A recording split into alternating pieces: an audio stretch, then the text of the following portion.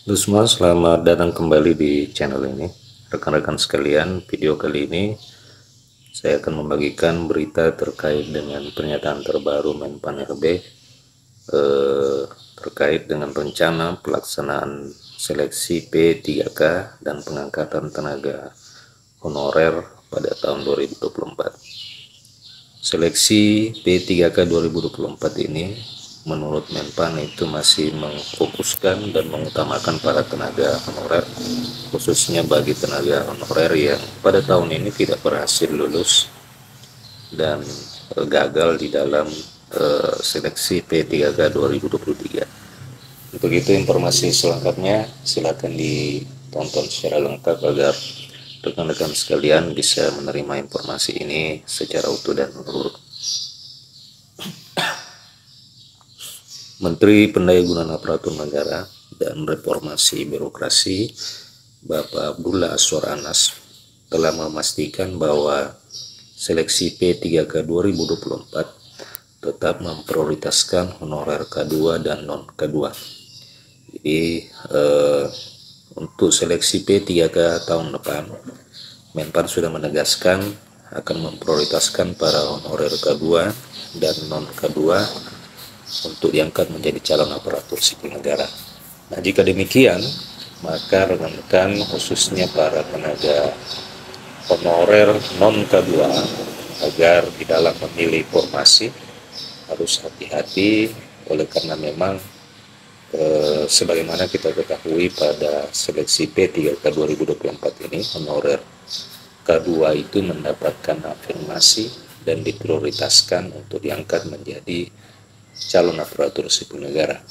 Meskipun mungkin pada tahapan seleksi CAT honorer K2 ini mendapatkan nilai yang lebih rendah, akan tetapi sudah bisa dipastikan dan dapat dikatakan lulus pada tahapan seleksi, walaupun saingannya adalah honorer K2 yang memiliki nilai yang tinggi.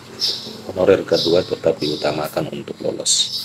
Nah, hal ini bisa menjadi pelajaran bagi rekan-rekan, khususnya untuk tenaga honorer non K2 agar bisa lebih hati-hati di dalam memilih formasi.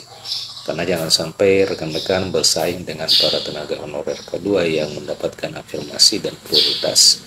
Maka meskipun nilai rekan-rekan tinggi, dapat dipastikan rekan-rekan gagal dalam seleksi P3K. Nah, rekan-rekan, selain perekrutan P3K, tahun depan pemerintah juga akan membuka seleksi CPNS yang menggembirakan. Kuota talenta-talenta digital itu diberikan lebih banyak dibandingkan dengan tahun 2023 ini. Pengadaan calon aparatur sipil negara 2024 diprioritaskan untuk tenaga non-ASN termasuk honorer K2. Fresh graduate juga mendapatkan porsi banyak.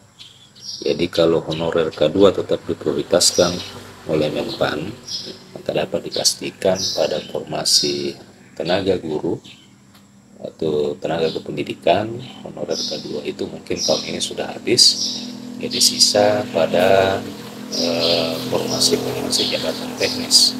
Oleh karena memang jabatan teknis juga di tahun ini masih ada juga honorer K2 yang tidak berhasil lolos meskipun diberikan prioritas untuk diangkat, oleh karena disebabkan oleh minimnya formasi.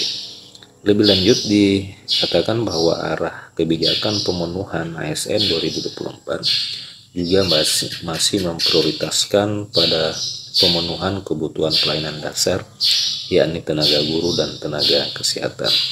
Proyeksi kebutuhan ASN 2024 ini diperuntukkan bagi instansi pusat, daerah, dan lulusan sekolah kedinasan. Menteri Anas juga menegaskan bahwa pemerataan guru di daerah terdepan terluar tertinggal menjadi salah satu fokus pengadaan di tahun depan.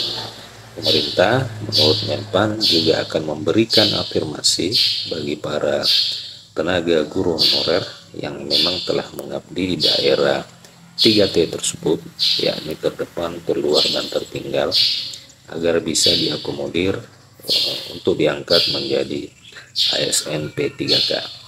Terkait dengan penyelesaian tenaga non-ASN, Trianas telah melaporkan kepada Presiden terkait solusi penataannya.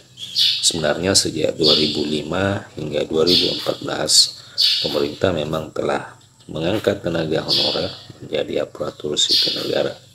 Anas menyebutkan bahwa rekrutmen CASN 2024 ini menyasar sekitar 1,6 juta tenaga honorer yang masih perlu diakomodir. Ini diproyeksikan dari sisa tenaga non-ASN termasuk ex honorer kedua dari rekrutmen yang telah berjalan hingga tahun 2023. Anas pun berharap di dalam waktu dekat ada kebijakan yang bisa menangani penataan tenaga non-ASN. Beberapa alternatif pun sudah disampaikan oleh Menpan kepada Presiden Joko Widodo. Lebih lanjut, dikatakan bahwa kebijakan rekrutmen pada 2024 ini diharapkan bisa mengurangi sedapat mungkin jabatan yang akan berdampak pada transformasi digital. Rekrutmen ASN diharapkan mengutamakan talenta digital. Arah rekrutmen ASN pada tahun 2024 ini memang difokuskan untuk merekrut jabatan-jabatan yang tidak terdampak pada transformasi digital. Jadi rekan-rekan, diketahui bersama bahwa alternatif solusi memang telah dilaporkan oleh Menpan kepada Presiden Joko Widodo, termasuk rencana untuk menyasar sisa tenaga honorer yang perlu diakomodir oleh karena tidak terakomodir di seleksi pada tahun 2023 ini. Sisa tenaga honorer ini termasuk para tenaga honorer kedua yang memang tahun ini tidak terakomodir pada seleksi P3K 2023. Seperti yang saya katakan tadi bahwa untuk tenaga kependidikan dan guru besar kemungkinan honorer K2 sudah tidak ada oleh karena memang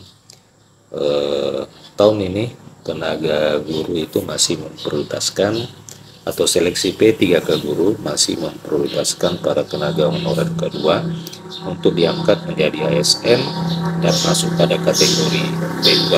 Sementara untuk honorer K2 tenaga teknis bisa saja mungkin masih ada yang tersisa oleh karena memang meskipun diprioritaskan akan tetapi diketahui bersama bahwa seleksi penerimaan P3K pada tahun ini khusus untuk jabatan teknis formasinya sangat sedikit sehingga belum bisa mengakomodir keberadaan K2 di instansi terutama pada jabatan formasi teknis.